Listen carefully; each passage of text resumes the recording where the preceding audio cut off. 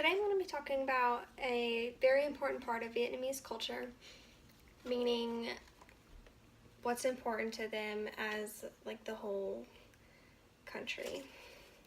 So there's a soup called pho.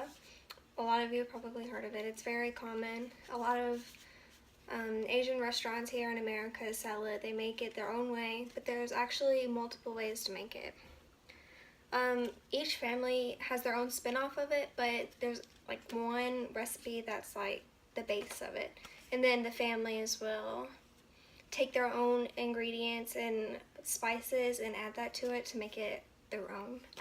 To make it like fit their family and what they like to eat.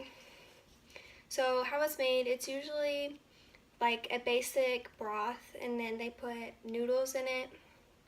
And the soup itself is called pho because the type of noodles that are in it. And then usually there's like herbs and all kinds of spices just depending on the family. They'll put their own type of things in it. How it's made, it can take anywhere from like a couple of days to like a week. And that's because when making it, a lot of families will do the meat first. And so they'll actually get meat that's on a bone and they'll take it off the bone and they'll cook the meat and then they'll actually cook the bone too to put the flavor into the soup so you get more of like a meaty and good flavor into the soup, I guess. And then the next day they'll like put it into the broth and like make it warm and like heat it up so that it all like melts together almost. And then they'll start adding in the spices. The next day they might put the herbs in, and then the next day they might eat it or they might add more stuff to it. It just depends. And then how families make it their own, they pretty much just put in different spices than normal, and they'll just like add their own different things to it. And I actually have a video right here that is a girl named Helen, and this is how she makes it for her family. And so I'm gonna go ahead and play this video. Hi everyone, it's Helen here. Today I will be cooking pho. Pho is the most famous Vietnamese noodle soup in the world. Every pho house has its own secret. But today I will share with you my homemade method of cooking pho.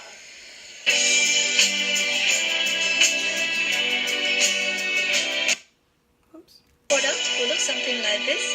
Let's get started.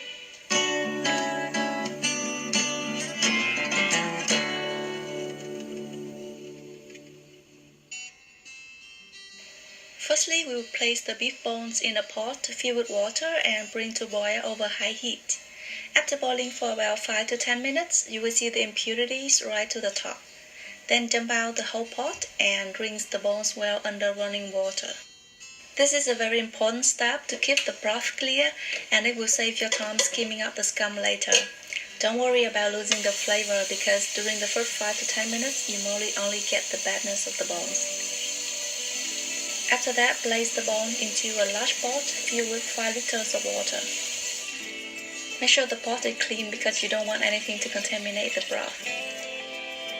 Then add a tablespoon of salt, a tablespoon of sugar, and 1 peeled onion. The onion will help to keep the broth clear and also add more flavor to the pot. Also add in the beef and bring to boil. Then lower the heat to medium and cook for about 1 to 2 hours. Do not cover the pot and occasionally skim out the scum and the fat. To create the amazing aroma of pho, you're gonna need 2 pieces of ginger about the size of your thumb, 3 star anise, 2 cinnamon sticks, 2 to 3 black cardamom, and 1 onion.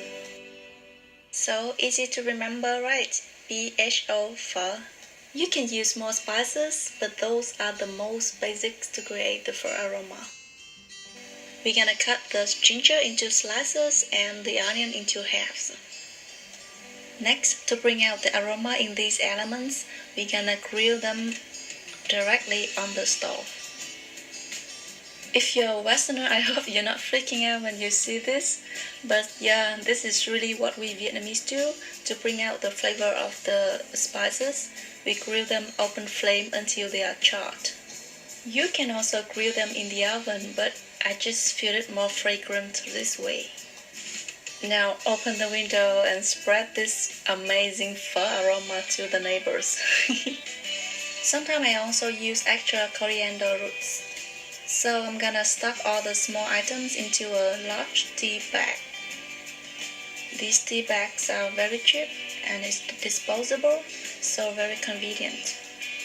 You can also wrap them in a cheesecloth or anything to make sure that it's not fall out.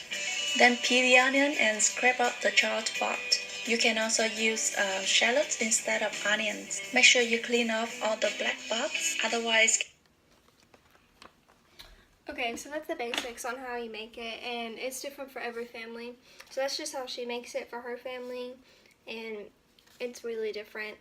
But another thing I wanted to touch on was how you eat it is actually really important to them in their culture. Like, you can't just like get the bowl and like start eating. Like, you wait.